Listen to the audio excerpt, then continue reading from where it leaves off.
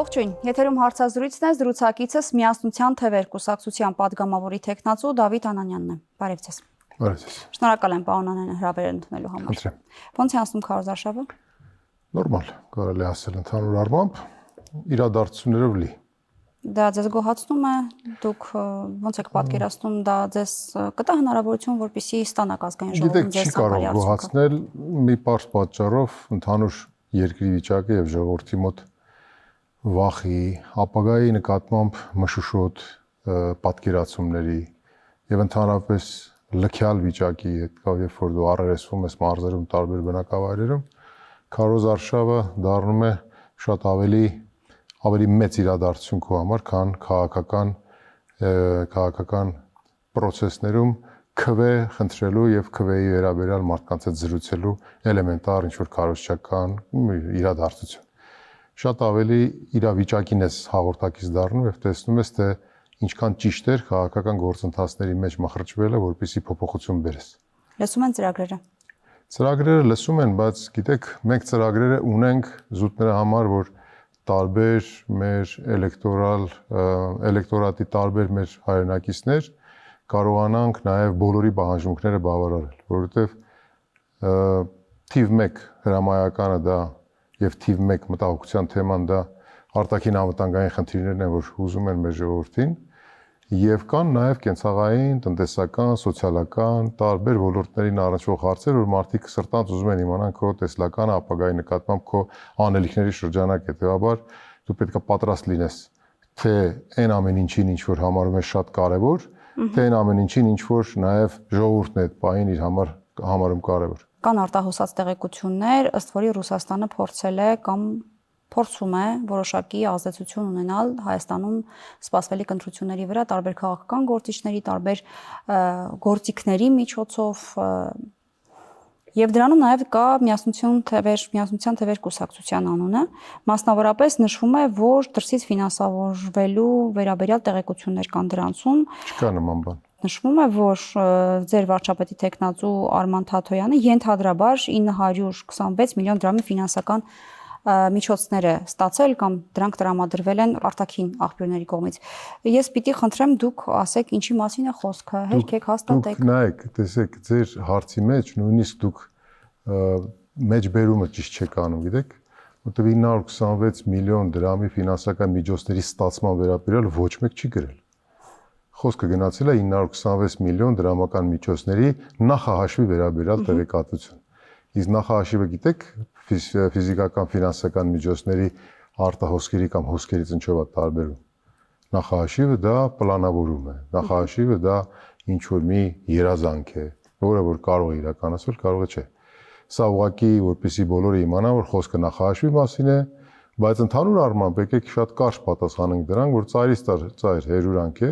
եւ մենք պատրաստվում ենք բոլորի դեմ, ովքեր որ այս հերյուրանքը ստեղծելու, տարածելու եւ որևէ կերպ դրա ապատեղեկատվություն տարածելու հետ կապված այդ տեղեկատվություն, որ դուք տեղեկատվություն եք բանում, դա արտահոսք է չճշգրտված տեղեկատվության եւ նաեւ մանիպուլյատիվ տեղեկատվության։ Մենք բոլորին միջև վերջ գնալու ենք եւ քրեաիրավական գնահատականների ենք արժանացնելու բոլորի վարկագիծը։ Եվ այստեղ մենք շատ վճռական ենք տրամադրում։ Այսինքն միջազգային մամուլին, որը հրապարակում է արել։ Դուք ի՞նչն եք կոչում միջազգային մամուլ։ Ես ձեզ եմ հարցնում, դուք ասում եք քրեաիրավական գնահատական ենք դուք մեջ բերեցիք, ձեր կարծիքով ո՞րն է միջազգային մամուլը։ Հիմնակ այդ մամուլը, որը հրապարակումներ արել է, իրենց դեմ եք քրեական։ Կասկածելի ծագումնաբանություն ունեցող ռուսական եւ ոչ մենակ ռուսական տելեգրամյան ալիքներ եւ ինչ որ կասկածելի լրատվական միջոցներ, դրանք համարում եք միջազգային մամուլ։ Բայց FSB-ի հրապարակումների մասին ինչ կասեք։ FSB-ի հրապարակումների մասին ինչ կասեք։ Արտահոսած տվյալներ չկան, որ Ռուսաստանը փորձում է ազդեցություն ունենալ այստեղ տարբեր քաղաքական գործիչների։ Որտեղից գիտեք դուք, ես հարցնում եմ ձեզ։ Չէ, դուք մի բանից եք խոսում, որից ես տեղյակ չեմ, ձեզանից եմ լսում։ Եթե գիտեք, ասեք աղբյուրները կան։ Դե հրապարակումներ կան, պարոն Անանյան։ Որ հրապարակումները։ Դուք ասեցիք մեջբերում կատարեցիք կոնկրետ երկու աղբյուրի։ Տեսեք, դուք ասում եք սա նախահաշիվ է, դա ֆինանսավորում չէ։ Հա։ Հարց. այդ նախահաշիվը կազմվել է ձեր կողմից, այդ թվերի նախահաշիվը, բայց այդ թիվը որտեղից է հայտնվել։ Չգիտեմ։ Բա դուք ինչ նախահաշվի մասին եք խոսում, երբ ձեր Facebook-յան էջում նշում եք, որ դա նախահաշիվ է, դուք կարող եք մի քանի այդպիսի նախահաշիվներ ունեք կազմած, ուզում հասկանալ կապ կա, այս չէ, տեսեք։ Եկեք բարձաբանենք, որպեսզի նաև քաղաքացիները հասկանան։ Իսկ թվում է այ իմ գրառումը ընկալման տեսանկյունից դուք էլ ոնց որ շատ ուշադիր չեք կարդացել։ Ես ինչ եմ գրում։ Ասում եմ, որ ընդհանրապես ցանկացած գործընթաց անելուց առաջ, այդ թվում քաղաքական գործընթաց,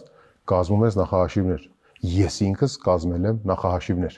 Այդ նախահաշիվները հրապարակված թվից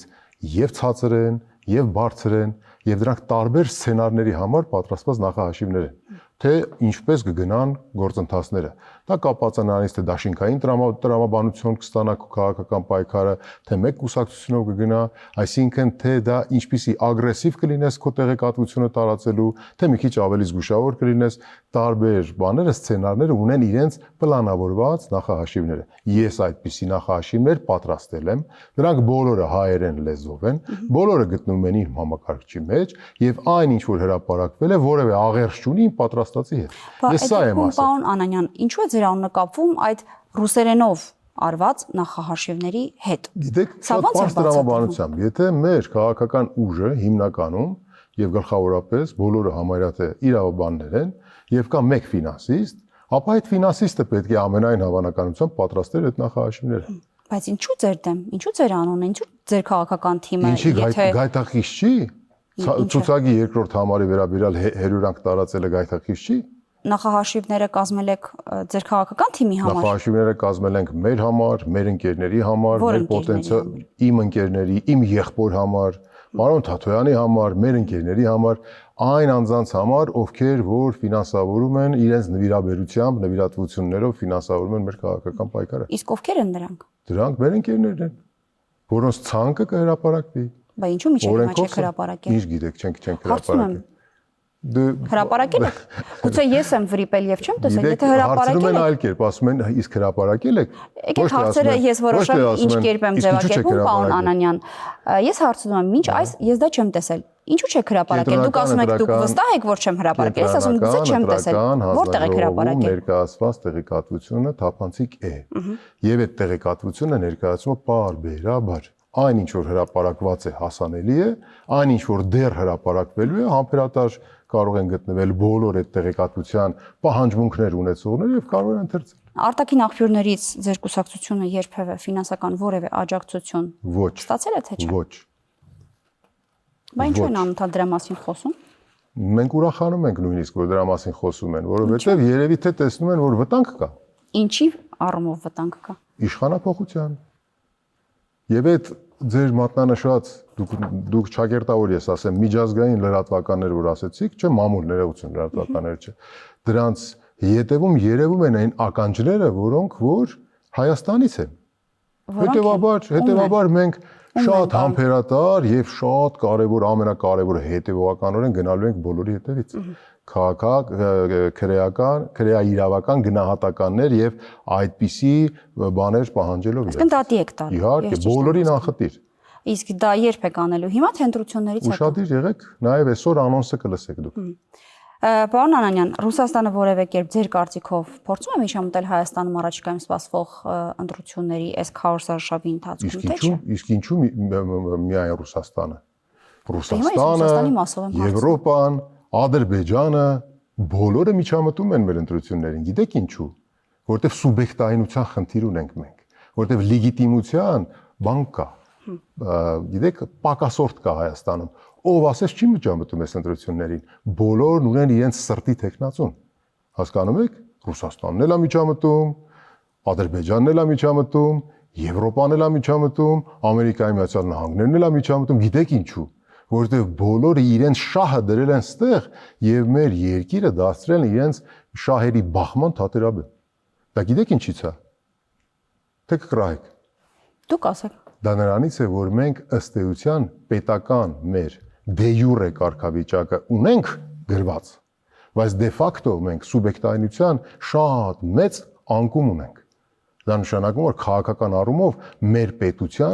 պետությունը չի կարողանում իր շահը ձևակերպի դնի սեղանին։ Բոլորը իրենց շահը պարտադրում են մեր պետությանը, եւ դա գալիս է քաղաքական իշխանությունից, քաղաքական իշխանության թուլությունից,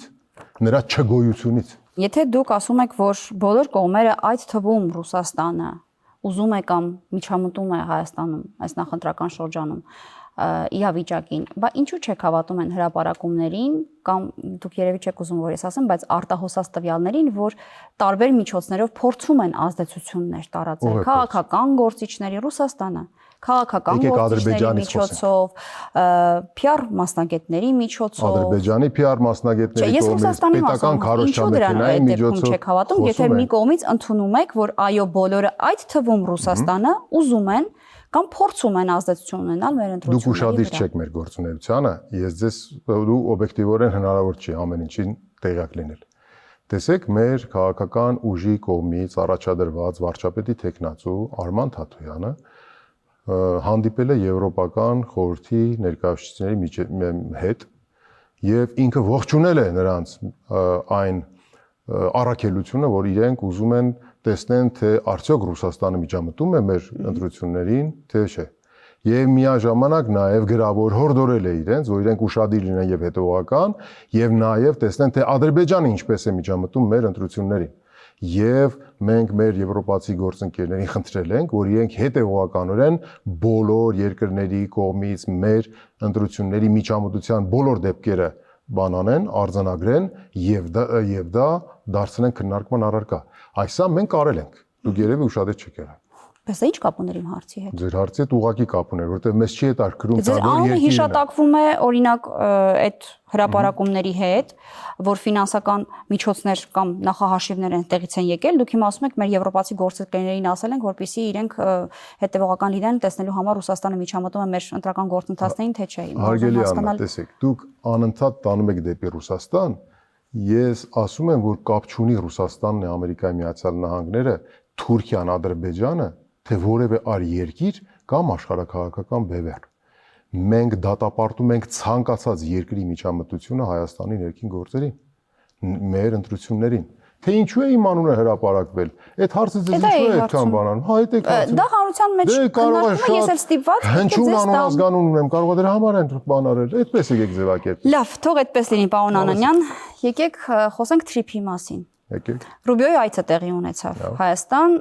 ձեր վարչապետի տեխնացուն Արման Թաթոյանը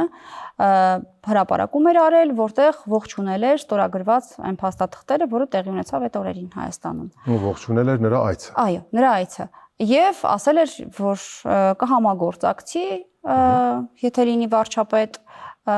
բայց կան պայմաններ։ Պայմաններից մեկն այն է, որ պետք է ադրբեջանական զորքերը դուրս գան Հայաստանի տարածքից։ Ես հիշում եմ ձեր հայտարարությունը տնտեսական մասով թրիփի վերաբերյալ, երբ դուք ասում եք, ուղղակի չեմ մեջբերում, ընդհանուր բովանդակությունը փորձեմ ուղղակի փոխանցել, որ դրա ազդեցությունը մեր երկրի վրա էական չի լինելու տնտեսական բաղադրիչով։ Ես կուզեի հասկանալ, այստեղ կա հակադրություն, թե չէ, ի վերջո դա նաև տնտեսական ծրագիր է, բացի քաղաքական բաղադրիչությունն ու առաջին հերթին տնտեսական ծրագիր է։ Տրիպը մենք դիտարկում ենք ավելի շատ քաղաքական եւ դիվանագիտական հարթության մեջ։ Մենք ինչ ենք ասում ենք, որ տրիպը ինքը որպես փաստաթուղթ, նույնիսկ լավ կլիներ, որ այդ փաստաթուղթը, թեև ինքը նախաստորագրված ինչ որ իրավիճակում է, լավ կլիներ, որ մենք միջպետական պայմանավորվածության մակարդակով դրա ստատուսը որպես փաստաթուղթ բարձրացնեինք միջազգային պայմանագրերի օրենսդրության շրջանակներում դրա ստատուսը բարձրացնեինք, որ ինքը շատ ավելի մեծ ազդեցություն ունենա։ Ինչու՞, որովհետև մենք կարծում ենք, որ թրիպը ինքը մեր արտաքին անվտանգային հարցերի եւ ընդհանրապես խաղաղության տեսանկյունից շատ կարեւոր գործոնային նշանակություն ունի։ Սա դրա համար եմ ասում շեշտում, որ այո, քաղաքական առումով ինքը շատ կարեւոր է։ Ինքը ունի քաղաքական բաղադրիչ եւ տնտեսական բաղադրիչ։ Դուք ճիշտ եք ասում, բայց սա գիտեք, որ դեպքում եմ եւ ես ասել եւ ինչ համատեքստում, երբ որ իշխանությունը գովերքում էր դա տնտեսական առումով մեծ հարյուրավոր միլիոնավոր դոլարների ներհոս բանանով, ես ուղղակի վերլուծության միջոցով ներկայացրեցի հաշվարկները, որ նա տնտեսական բանը ազդեցությունը կամ նրա տնտեսական հետևանքները այդքան էական չեն, բայց տնտեսականն ու քաղաքականը պետք է միասին դիտարկել։ Եթե տնտեսական բաղադրիչը առանձնացնում ես որպես տնտեսական պրոյեկտ, ինքը էական նշանակություն ունի Հայաստանի տնտեսության համար, բայց ինքը աշխարհակաղակական առումով շատ կարևոր է եւ նաեւ դիվանագիտական քաղաքական առումով, ես արդեն ասեցի, մեր տեսանկյունից ինքը շատ կարևոր գործոնային նշանակություն ունի խաղաղության հաստատման համար։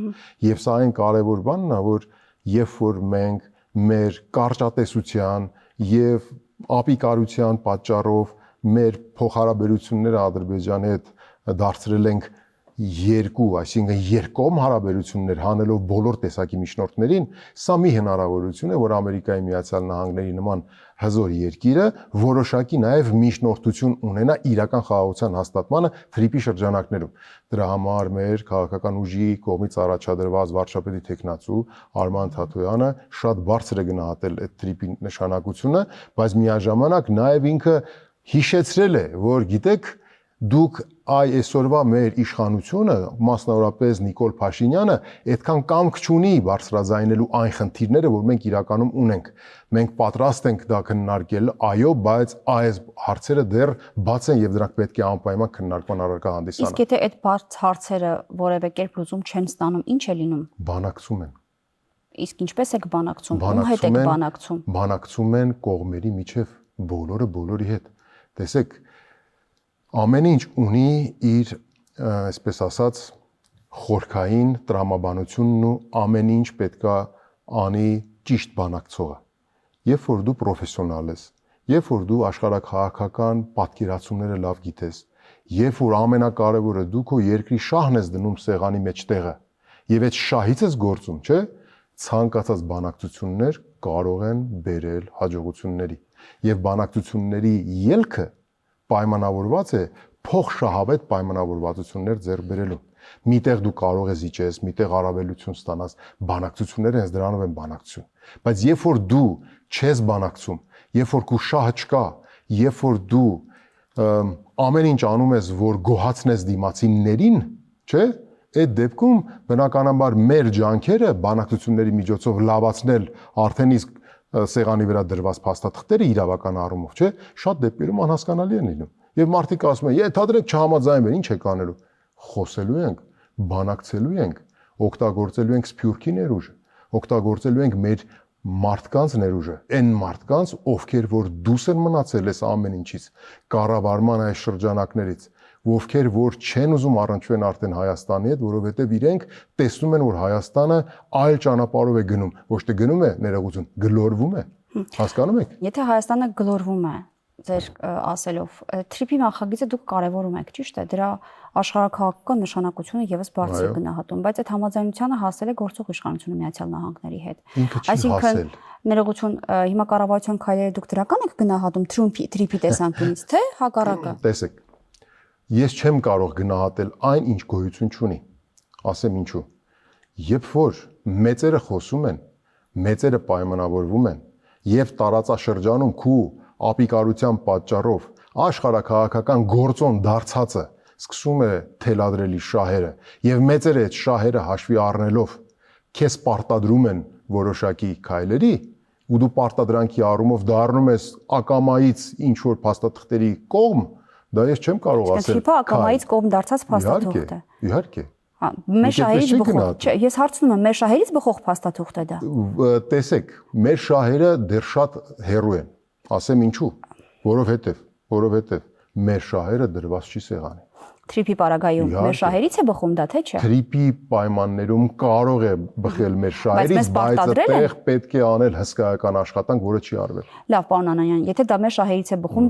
չնայած որ կա հսկայական աշխատանք, որ պիտի արվի, դուք ասում եք այսպես պարտադրել են փաստաթուղթը, որ լինի։ Այսինքն Միացյալ Նահանգները մեր շահերից բխող փաստաթուղթ է մեզ պարտադրել։ Մեր շահերից բխող փաստաթուղթ չի դա, էլի, ես հետ եմ ասում, ինքը կարող է դառնալ մեր շահերից բխող փաստաթուղթ։ Եթե դուք լինեք իշխանության, այդ դեպքում ինքը կարող է լինել։ Մենք լինենք, այլ ցանկացած իշխանություն, որը կլինի ազգային իշխանություն, ոչ թե ապազգային իշխանություն, այդ ազգային իշխանության ջանքերի գնով ինքը կարող է դառնալ հայկական շահ սպասարկող։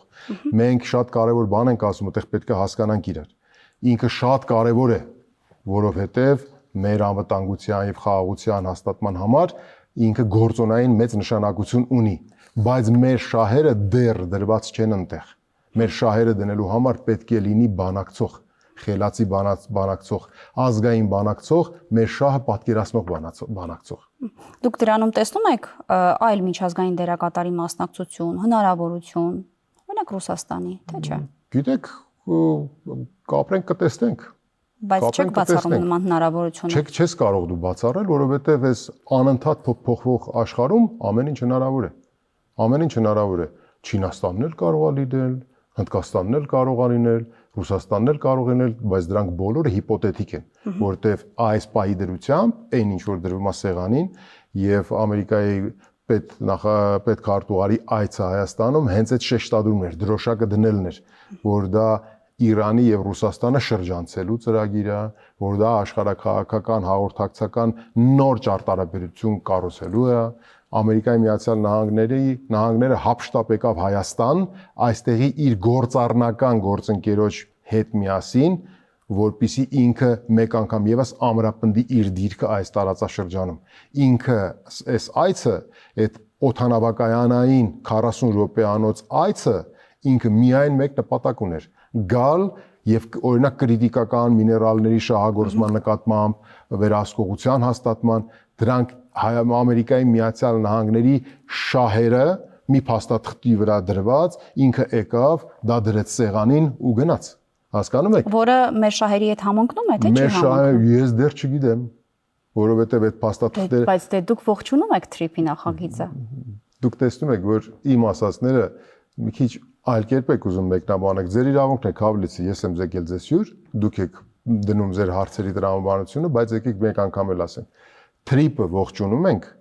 TRIP-ը ասում ենք ինքը պոտենցիալ ունի դառնա միջազգային պայմանագրերի առումով ավելի բարձր ստատուս ունեցող բայց դա չի նշանակում որ TRIP-ի պայմանագիրը չպիտի բանակցվի դուք խաղաղություն Ադրբեջանի հետ տեսնում եք հենց TRIP-ի նախագծի շրջանակում ճիշտ եմ հասկացել ոչ մենք խաղաղություն Ադրբեջանի հետ տեսնում ենք նաև TRIP-ի պայմանագրի ազդեցության շնորհիվ բայց TRIP-ի պայմանագիրը ինքը հիմնական խաղաղություն բերող փաստաթուղթը չի իսկ այն փաստաթուղթը որը հիմա բանակցված է եւ նախաստորագրված է ձեր իշխանություն լինելու պարագայում ինչ է լինելու դրա հետ տեսեք արդեն այդ հարցը կարող եք չտալ որովհետեւ Ադրբեջանի նախագահ Ադրբեջանից եկող խոսույթները ասացին որ այդ պայմանագիրը իրենք չեն ստորագրելու հիմա ես կարող եմ ասել բերեք հենց հիմա ես կստորագրեմ բայց դա ոչինչ չի փոխի որովհետեւ իրենք ասել են որ քանի դեռ Հայաստանը իրենց սահմանադրությունը չի փոխել այդ պայմանագիրը չի ստորագրվելու հասկանում եք հետեւաբար իմ ստորագրել չստորագրելը կապ չունի դա ինչ որ մի թղթի կտոր է որը ժամանակին բանակցվում էր եւ ներկայացվում էր մեր բնակչությանը ներքին սպառման համար մի հատ մեծ ինչ որ շատ գիգանտ կատարած աշխատանք բայց ինքը թղթի կտոր է որը այդ Ադրբեջանը չի ստորագրելու եւ 3 չառաջորը դրա մասին շատ բաց տեքստով ասվեց բայց հայկական կողմը այս դեպքում ձեր իշխանության պարագայում ինչ կանի այդ փաստաթղթի հետ ընդունեցինք որ ձեր ասածով Ադրբեջանը չի ստորագրելու դուք ինչ եք անելու ամենակարևորը ես դուք էլ ասել եք մենք էլ չենք ստորագրելու թե ասել եք ստորագրելու ենք ինչ եք ասելու ձեր հարցին պատասխանեմ այսպես մենք ի տարբերություն ոմանց չենք սկսելու ամեն ինչ սեփական կետից դա շատ կարևոր է մենք գալու ենք սեղանի վրա ինչ կա այդ դրանք վերցնելու ենք եւ գնալու ենք որպես ստարտային կետ որովհետեւ դու տեղից ես հանրության, այդ ու միջազգային հանրությանը ներկայանում որպես հետևողական պետություն։ Բայց եթե նրանք մեր շահերից չեն բխում, տեսեք, այ ապրեք։ Վերցնում ես դա սկզբնակետ ու սկսում ես քո նոր գործընթացը բոլորի հետ միասին։ Պայմանագիրը չես չեղարկում, դրել ես սեղանին, շատ լավ։ Այս սեղանին պայմանագիր ես դրել, այդ պայմանագիրը պետք է բանակցենք։ Դու պետք է դիվանագիտական ու նաև միջազգային նոր հայցեր ներկայացնելու միջոցով տարբեր են դրանք, գիտեք, ես չեմ ուզում մազս ծանրաբեռնեմ։ Դուք ու գործունեությամբ պետք է այնպես անես, որ դիմացինին բերես սեղանի շուրջ նստացնես։ Դա չի ստացվում վերաբանակցել, իշխանության դեպքում ասում են, եթե վերաբանակցեք, դա հղի է պատերազմի սկսման վտանգով։ Միջպետական փոխհարաբերությունները միշտ բանակցություններ են։ Ուզում ես դու ընկերաբար բարեկամ երկրի հետ ես հարաբերվում ընկերաբար տրամադրված ողերիմ հարևանի թե ոչ բարեկամ երկրի միջպետական փոխհարաբերությունները դրանք բանակցությունների վերաբերյալ են դու անընդհատ խոսում ես քննարկում ես եւ որոշումներ ես կայացնում այդ չի նշանակում որ ինչ որ մի բան վերվես դրեց սեղանին ես հիմա պետք է ասեմ այո կստորագրեմ ես հիպոթետիկ եւ պայմանականորեն փոխաբերական իմաստով ասում ուզում եք բերեք հենց հիմա կստորագրեմ որովհետև Ադրբեջանը չի ստորագրելու դա։ Պահանջ ունի ինքը։ Պահանջ։ Բայց դուք եթե արդեն նախաստորագրված տարբերակով նորից բանակցեք կամ վերաբանակցեք, այդ Ադրբեջանին հնարավորություն չի տա, օրինակ, կրկին ուժի լեզվին։ Ինձ չի հետաքրքրում թե Ադրբեջանին ինչ հնարավորություն կտա։ Ինձ հետաքրքրում է, մեզ հետաքրքրում է, թե մեր գործունեությունը ինչպիսի հնարավորություններ կբացեն մեր արվար։ Գիտեք, շատ դեպքերում նաև հնարավորություններ բացելու, հնարավորություններ ստեղծելու եւ այդ հնարավորությունները կյանքի կոչելու համար դու այո պետք է նաև որոշակիորեն լինես խիստ քո գործողություններում, բայց կշռադատված։ Հասկանում եք, որովհետեւ նույնիսկ եթե դու այսպիսի կզած վիճակում ես, ինչպես հիմա են, չէ՞, այդ չի նշանակում որ պատերազմ չի լինելու։ Հակառակը, եթե մղձավանջային մի սցենարով օրինակ գնա եւ հունիսի 7-ին վերարտադրվի այս իշխանությունը, շատ կարճ ժամանակ հետո պատերազմը լինելու։ Գիտեք ինչու։ Իրենք էլ որ դրա շղարշի ներքո օրինակ հիպոթետիկ օրինակ եմ բերում։ Շղարշի ներքո իրականացվել են խոստումները, որոնք արդեն իսկ դրվել են սեղանին։ Հետևաբար պատերազմը այնպես չի, որ սարերի ետևն է։ Դե, պարոն Անանյան, մյուս կողմն էլ էս դեպքում իշխանությունն էլ հակառակ կարծիքին է, ասում է, որ իրենք չլինեն կամ իրենց քաղաքական գիծը չտարվի, այդ ժամանակ է լինելու պատերազմը։ Ինձ չի հետաքրքրում իրենք ինչ։ Դե քաղաքացիներին պիտի հետաքրքրի ձեզ։ Թող հետաքրքրի, մեզ հետաքրքրում է մեր քաղաքացիների կարծիքը։ Երբ որ գնում ենք այ ձեր հետ կխոսեմ եթերից հետո որպես պոտենցիալ ընտրող։ Ես կփորձեմ ձեզ քարոզեմ։ Ձեզ ասեմ, թե օրինակ դուք ինչի պետքա գնաք եւ ընտրեք համար 6-ին։ Այսա կասեմ ձեզ։ Այն խոսակցությունը, որ ես անում եմ քարոզարշավի շրջանակներում մեր ազգաբնակչության հետ։ Լավ, մեր ժամանակը մոտենում է ավարտին, մի հարց էլ ունեմ։ Դուք խոստանում եք մարդկանց ազատել վարկերի գերությունից, ճիշտ է։ Ազատել վարկերի գերությունից։ Մի քիչ բան է տրամադրված, գրված, բայց մենք ունենք ծրագիր, այո, դրա հետ կապված, բայց դա ինչ է ենթադրում, դա ներում է, դա ինչի հաշվին է տեղի ունենալու։ Դա կենտրոնական բանկի հետ միասին իրականացվող միջոցառումների մի համալիր է, համախումբ է, որը որ իրենից ենթադրում է որոշակի սուբսիդավորում, բայց դրա նաև արդեն դա այն վարկերի մասին այո, բյուջեից, բայց նաև բյուջեից, բայց այն վարկերը, որոնք որ դասակարգված են, ամեն մի վարկային պատմություններ պետք է ունենա իր քննությունը, այսպես ասած։ Ես չեմ ուզում ծանրացնեմ եթերը, բայց դա սա խիստ հարկատուների հաշվին չէ, այլ հարկատուների հաշվին։ Չէ, հարկատուների հաշվին չի։ Հարկատուների հաշվին չի, պետությունը նաև ունի այդպիսի կառուցողական եւ նաև այդպիսի իրավական պարտականություն։ Անկախ նրանից, թե ինչի հաշվին է գնում պետական բյուջեն եւ այդ սահմանադրական պարտականությունները կատարելու առումով նաեւ այդ բեռը թեթևացնելը ինքը պետության սահմանադրական պարտականություն է, բայց տնտեսական լծակներով կենտրոնական բանկի հետ համագործակցված չխառնվելով բանկային համակարգի։ Այդ է ուզում կանխեցիք հարցս, բանկային համակարգի վրա դա ինչ ազդեցություն կարող ունենալ, գուցե հետևանք չգիտեմ։ Միջամտենք։ Մենք դա գիտենք ինչպես պետք է անենք, հարգելի Աննա։ Իսկ տնտեսական հետևանքներ դա չի առաջացնում։ Տնտեսական հետևանքները կարծում եմ պետք է լինեն դրական, որտեղ գնահատականները այդպես են։ Հաշվարկներ ունեք։ Իհարկե։ Եվ վերջինը, էլ ինչ եք առաջարկում քաղաքացիներին, ունեք եւս 2 րոպե ժամանակ, խնդրեմ։ Քաղաքացիներին շատ բան ենք առաջարկում։ Ամենակարևորը առաջարկում ենք, որ ասում ենք, որ մենք կլինենք կանխատեսելի։ Մենք կլինենք երկրի համար լավ կառավարող ուժ, լավ կառավարություն կձևավորենք, որտեղ մենք գիտենք, թե պետական համակարգը ինչպես է աշխատում։ Մենք տեխնոկրատների թիմ ունենք, որոնք դրսից եւ ներսից գիտեն, թե պետությունը ինչպես է աշխատում։ Մենք գիտենք, թե միջազգային ասպարեզներում պետությունը ինչպես պետք է ներկայացնել։ Մենք գիտենք, թե ինչպես պետք է քո շահը ձևակերպես եւ այդ շահը ներկայացնես։ Մենք գիտենք, թե ինչպես պետք է անես, որ Արցախահայության հիմնարար իրավունքները պաշտպանվեն եւ նրանց վերադարձի իրավունքը, որը ամրագրված է միջազգային իրավունքով, ինչպես իրականացնես։ Եվ շատ ու շատ բաներ, տնտեսական բաներ ունենք մենք շատ, ունենք փոքր ու միջին ձեռնարկատիրությանն առնչվող շատ կարևոր բաներ, մենք իրեն պետք է նայենք որպես սոցիալ տնտեսական ողնաշար, մենք փոքր ու միջին ձեռնարկատիրությունը պետք է զարգացնենք որպես մեր արդյունաբերական գոտիների մատակարարման շղթայի շատ ակտիվ դերակատար, բավականին շատ բաներ ունենք ասելու։ Շնորհակալ եմ զրույցի համար։ Հաջողություն ձեզ։ Լավ եք։ Զրուցակիցս Միասնության թևեր կուսակցության պատգամավորի տեխնացու Դավիթ Անանյանն էր, կհանդիպենք։